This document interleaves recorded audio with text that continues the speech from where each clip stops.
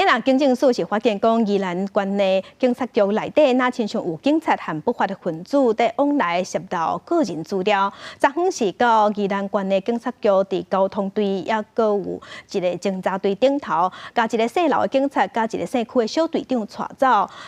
送检方去侦办。两个人问话了后，拢一个以5万块，一个以3万块交保。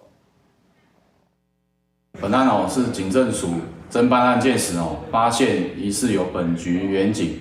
与不法分子交往过从甚密是否有泄露个资的情事，所以报请这个宜兰地检署检察官指挥警政署督察室、政风室及本局督察科组成专案小组，共同侦办。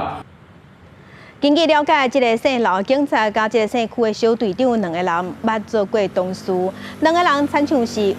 违法去查个人资料了后，甲个人资料泄露出去。昨在警政署是分两路去敲毛去看因两个人的手机啊、甲电脑，询问了后是交予宜兰地检署侦办。宜兰的检方询问了后，一个以5万块，一个以3万块交保。那检方是表示，因为调查过程无公开，所以无对外进一步去说明案情。